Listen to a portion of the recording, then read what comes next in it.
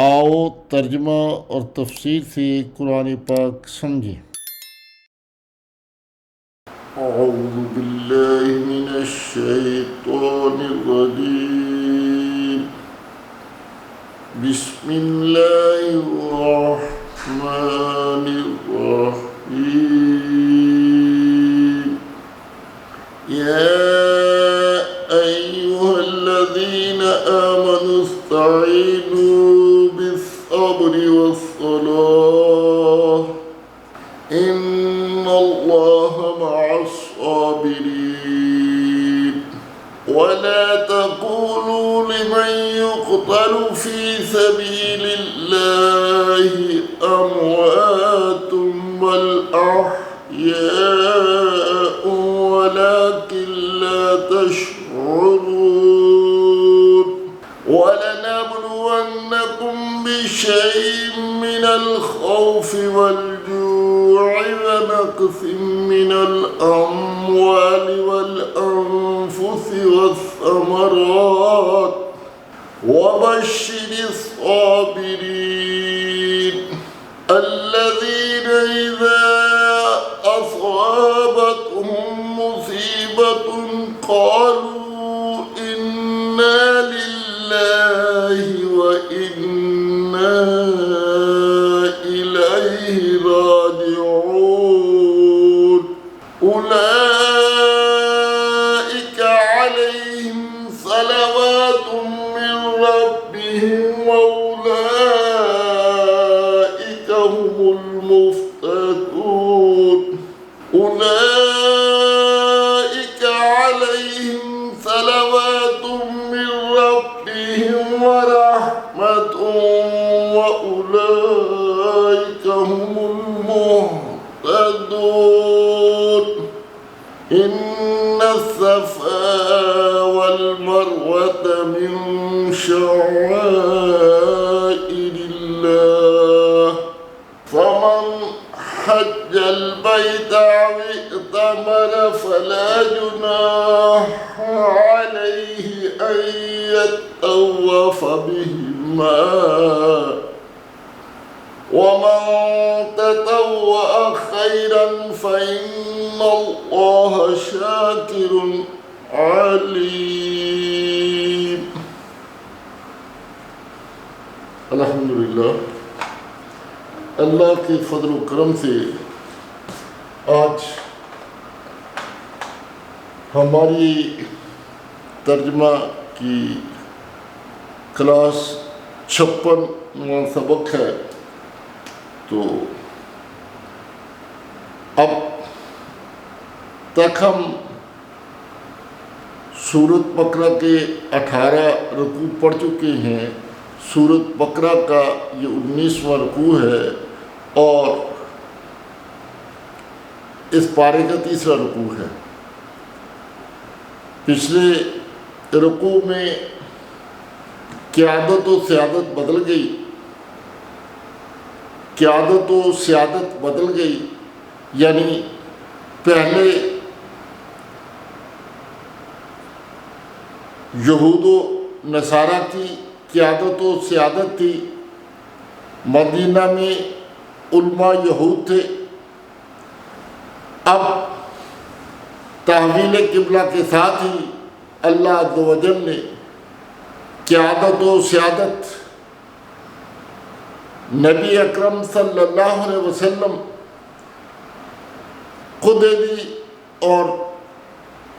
ان کی امت کو امتاً وسطاً لتکونوا شہداء علی الناس ویکون الرسول علیکم شہیدا بنا دیا گیا۔ تو جو امت قیادت و سیادت کا منصب سنبھال لے، یہ کام اتنا آسان نہیں ہے قیادت و سیادت کو سنبھالنا۔ یہ تو پھولوں کی سیج نہیں ہے، شہادت گاہ ہے جس میں قدم رکھا گیا ہے، اور اس کے ساتھ ہی ان احکامات کا ذکر ہو رہا ہے جو ہمیں کرنے ہیں۔ یا ایھا الذین آمنوا استعینوا بالصبر والصلاۃ، اے ایمان والو صبر اور صلاۃ کے ساتھ، صبر اور صلاۃ کے ساتھ استعانت طلب کرو، بے شک اللہ تبارک و تعالیٰ صبر کرنے والا ہے، صبر کرنے والوں کو کے ساتھ ہے، جو صبر کرتا ہے اس کے ساتھ ہے۔ اب اس کو کیوں پہلے ہی حکم میں، پہلی ہی بات میں، پہلے ہی پیغام میں استعانت صبر اور صلاۃ سے کہہ دی کہ آگے آنے والا کام بہت مشکل ہے، ان لوگوں سے تمہیں لڑتے ہوئے قتال میں لمن یقتل فی سبیل اللہ اموات، ان سے مقابلے میں تمہاری جانیں جا سکتی ہیں، لیکن مقام اس بات کا بہت ہوگا کہ ان کو تو تم مردہ بھی نہیں کہہ سکتے، بل احیاء ولکن لا تشعرون، وہ تو زندہ ہے مگر شعور جو ہے ان لوگوں کو نہیں ہے۔ سوچنے کی بات دیکھنے میں تو یہ اتنا سا ہی ہے کہ 2.5 گز کی زمین عام بندے کو تھی، 2.5 فٹ 3 فٹ چوڑی اور 5-6 گز 6 فٹ لمبی جگہ تھی، اس جگہ میں وہ ہم نے جسے دفنایا تھا وہ پڑا ہے، یا جو مقتول جو شہید ہوا راہ خدا میں وہ پڑا ہے، مگر اس کے پڑے ہونے میں اور عام آدمی کے پڑے ہونے میں بڑا فرق ہے، وہ زندہ ہے۔ بات اتنی سی بات کہہ کے اللہ عز و جل نے ہمارے لیے آسانی پیدا کر دی کہ تمہیں تو اس کا شعور نہیں ہے، بل ولکن لا تشعرون، یعنی ہمارے پاس تو شعور ہی نہیں ہے کہ وہ کیسی زندگی گزار کر رہے ہیں۔ جیسے جنگ بدر میں صحابہ جو شہید ہوئے تھے ان کو ایک ایک کو دو قبروں، دو کو ایک قبر میں دفنا دیا گیا تھا، تو حضرت عبداللہ کہتے ہیں کہ میں پریشان تھا کہ میرے والد کا کیا ہوا بنے گا، تو قدرتی طور پر کچھ واقعہ ہوا کہ ہمیں ان کی قبر کھودنی پڑی، تو وہ بالکل ایسے ہی تھے کہ تازہ خون ان سے رس رہا تھا، یعنی کہ شہداء جو ہیں وہ بالکل زندہ ہیں، اور ان کو لیے تو اسی وقت اللہ تبارک و تعالیٰ فرماتا ہے ہاں تم شہید ہو گئے تو آ جاؤ سیدھے جنت میں، باقی تو ابھی قبروں میں ٹھہرے گے، وہ سیدھے جنت میں چلے جاتے ہیں اسی وقت۔ تو اس کے لیے تیاری کرنی پڑے گی۔ اللہ عز و جل فرماتا ہے وَلَنَبْلُوَنَّكُمْ بِشَيْءٍ مِّنَ الْخَوْفِ وَالْجُوعِ وَنَقْصٍ مِّنَ الْأَمْوَالِ وَالْأَنفُسِ وَالثَّمَرَاتِ وَبَشِّرِ الصَّابِرِينَ۔ تو ترجمہ پہلے کر لیں، یا اے، یہ حرف ندا ہے، یہ حرف ندا ہے، ندا کا معنی ہوتا ہے پکارنا، اے ایوہا، وہ اللہ دینا اسماء موصولہ میں سے جمع کا صیغہ ہے، وہ جو آمن ایمان لائے۔ اب پیچھے بنی اسرائیل سے خطاب تھا، مشرکین سے خطاب تھا، مومنین سے خطاب ہے اے ایمان والو، اے ایمان والو استعینو، مدد طلب کرو، ساتھ صبر کے، والصلاۃ اور نماز کی، صبر کے ساتھ اور نماز کے ساتھ امداد طلب کرو، کس کی؟ اللہ کی۔ ان اللہ، بے شک اللہ تعالیٰ مع ساتھ، کس کے ساتھ؟ صابری، یاد جمع کر، صبر کرنے والوں کے ساتھ۔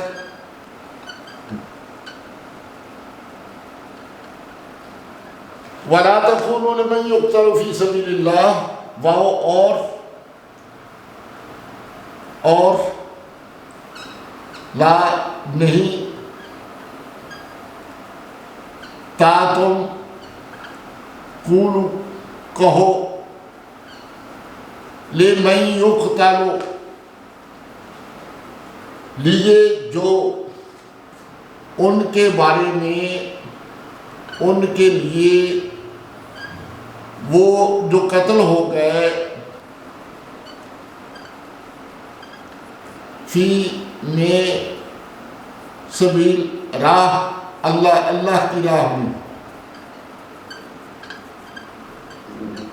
اموات فی سبیل اللہ اموات مردہ تم جو اللہ کی راہ میں قتل کر دیے گئے انہیں مردہ مت کہو بل لیکن کیونکہ احیاء زندہ ہیں ولا اور لیکن لا نہیں تشعروا تم شعور اردو میں بھی شعور کہتے ہیں واو جمع کا نہیں تم سب شعور رکھتے یعنی عقل رکھتے شعور بھی کہتے ہیں عقل بھی کہتے ہیں فہم ولا نب اور ضرور لام تاکیدی ہے ضرور نبلو آزمائیں گے ہم تمہیں بے شے ساتھ کچھ شے بھی کہہ سکتے شے تھی من تھی اب خوف یا بھوک اور خوف ہو سکتا ہے بھوک ہو سکتی ہے اور کیا ہو سکتا ہے نقص من الاموال مال میں کمی کر کے نقص کمی من الاموال اموال میں من سے اموال میں کمی نقص والانفس اور جانوں میں انفس نفس کی جمع انفس جانوں میں والثمرات اور پھلوں میں اب کمی ہو سکتی ہے تمہیں خوف ہو بھوک سے اور مالوں میں کمی جانوں میں کمی اور پھلوں میں کمی مگر اور بشارت ہے خوشخبری ہے صابرین کے لیے صبر کرنے والوں کے لیے الذین وہ جو اسماء موصولہ ہے اذا جب اصابتہم مصیبت آتی ہے ان پر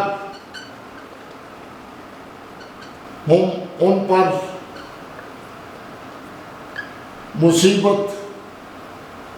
اصابہ پہنچنا مصیبت آتی ہے ان پر قالوا کہتے ہیں بے شک ہم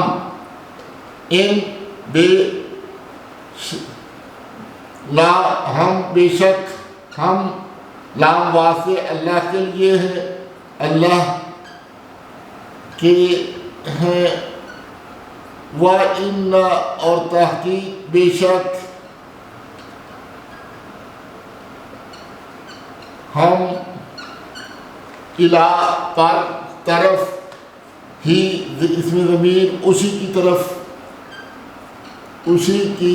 طرف راجع رجوع کرنا پھرنا جانے والے ہیں لوٹنے والے ہیں. اولئک ذالک اولئک وہ سب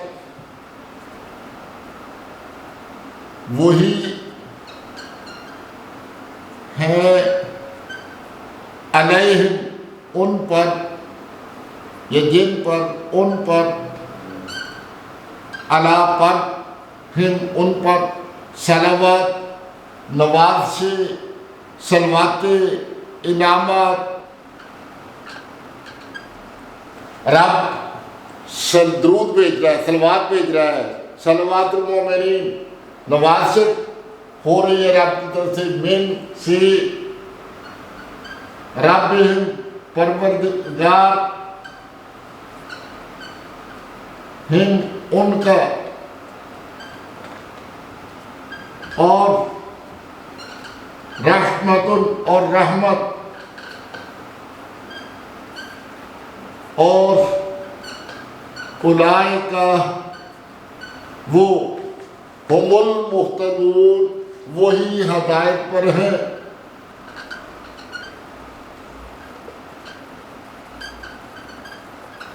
ان الصفا بے شک صفا اور مروہ من سے شعائر نشانی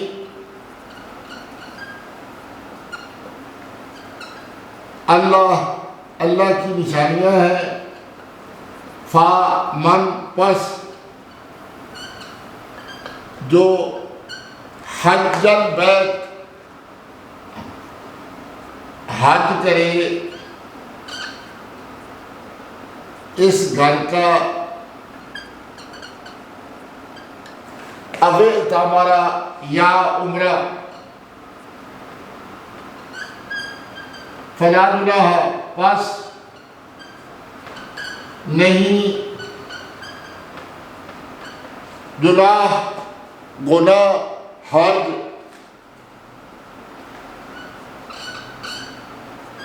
علی پر ہے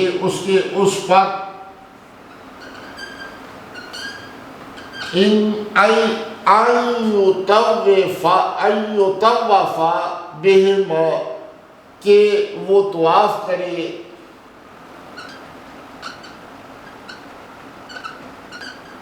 بے ساتھ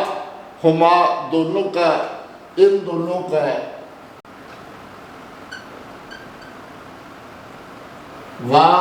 اور من جو تطوعت خوشی سے کرتا ہے اور جو خوشی سے خیرا نیکی کرے پس ان اللہ بے شک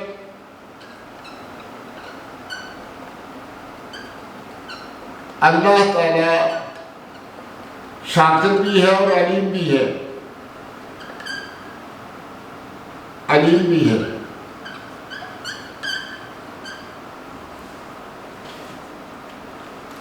اب یہ کتنے سارے احکامات اس کے اندر ایک حکم پر بحث تو میرے خیال ممکن بھی نہیں ہوگی، اور اگر ایک حکم پر بحث کرنی ہوگی تو پھر اس کی الگ سے بہت سارا، یعنی پہلا تو حکم ہے اللہ سے امداد کرو صبر اور نماز کے ساتھ، کیونکہ اللہ تبارک و تعالیٰ صبر کرنے والوں کے ساتھ ہے. کیونکہ تمہیں قدم قدم پر کیا ہوگا، اٹھانا پڑے گا، خوف ہوگا، بھوک ہوگی، پیاس ہوگی، مالوں میں کمی آئے گی، جانوں میں کمی آئے گی، پھلوں میں کمی آئے گی، مگر جو صبر کرے گا اور اللہ سے امداد طلب کرے گا تو پھر اسی کے لیے کامیابیاں ہوں گی۔ اور یقتل فی سبیل اللہ، اللہ کی راہ میں قتل کرنے والے جو ہیں اموات، اب جب لڑائی پہ جانا ہے، مقابلہ ہے دشمن سے، تو پھر بھی نماز سے اور صبر سے الذین اذا اصابتہم، اب صبر پر ہی بحث کرتے رہیں تو صبر بس آسان سی بات سمجھیں کہ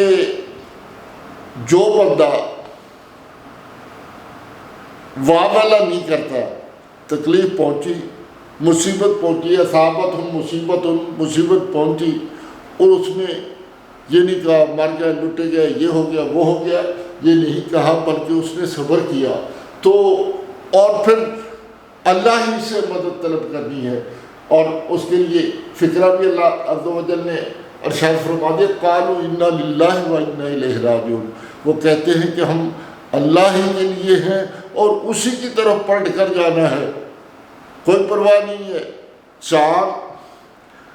اب جان جو ہے ہتھیلی پہ رکھنے کی بات ہے، کیونکہ نبی محتشم صلی اللہ علیہ وسلم بیٹھے نہیں رہے،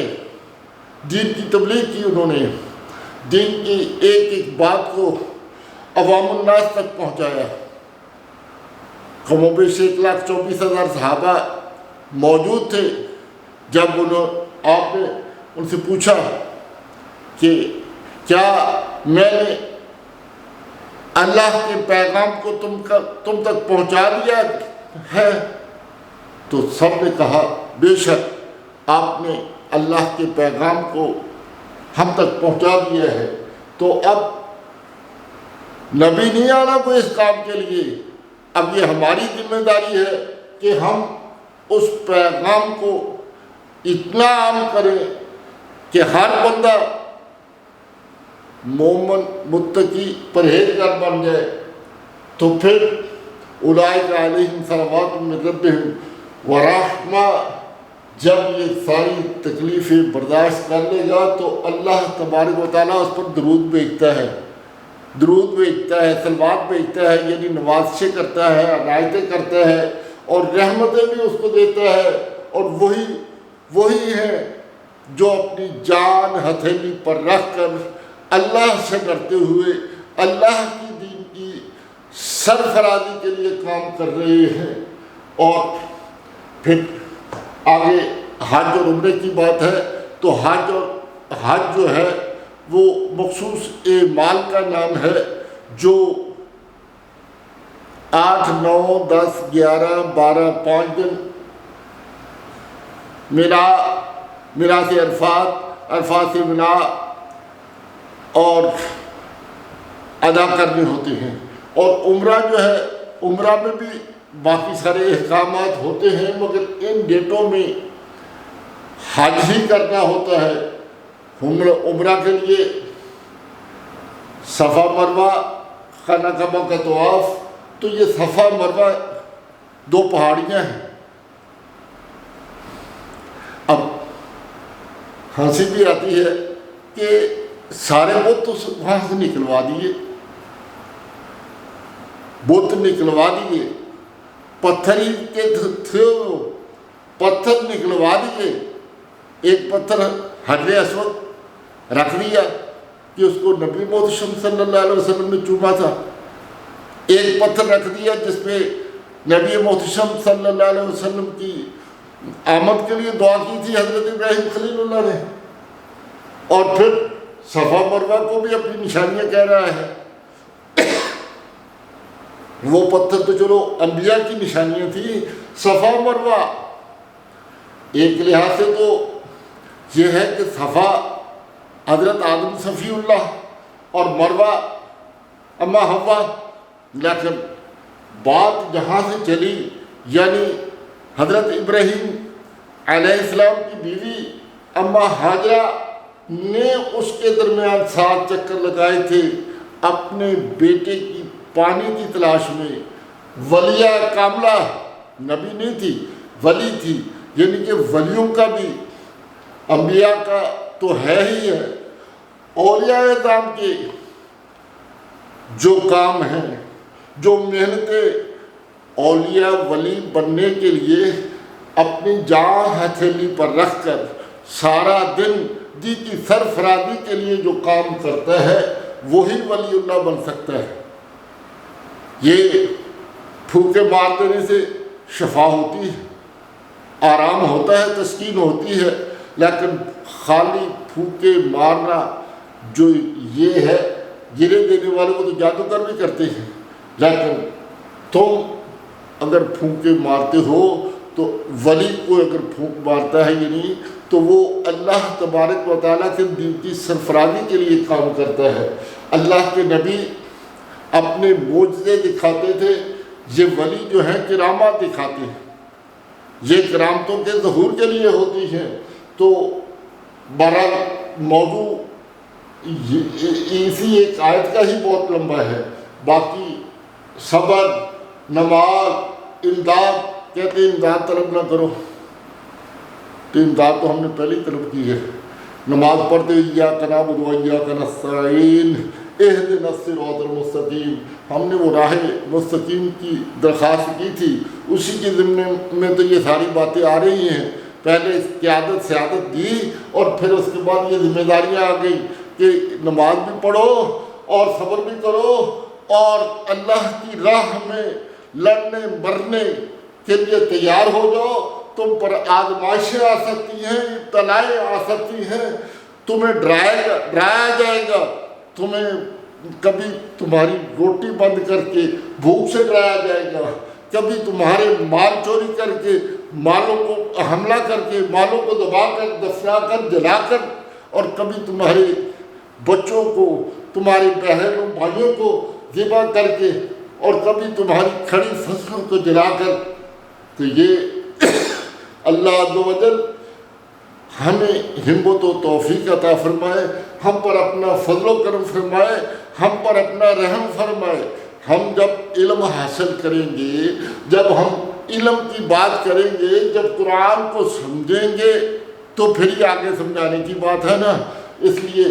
میں دعا گو ہوں کہ اللہ تبارک و تعالی مجھے صحیح طریقے سے قرآن پاک کو پڑھنے، پڑھانے، سمجھنے، سمجھانے کی توفیق عطا فرمائے، اور جو دوست ساتھی اس کو سن کر سمجھ رہے ہیں انہیں بھی اس میں پختگی عطا فرمائے، انہیں بھی اس میں ثابت قدمی عطا فرمائے، وہ بھی اس کو سمجھ کر اس پر عمل کرنے کی ہمت پیدا کریں۔ وما علینا الا البلاغ۔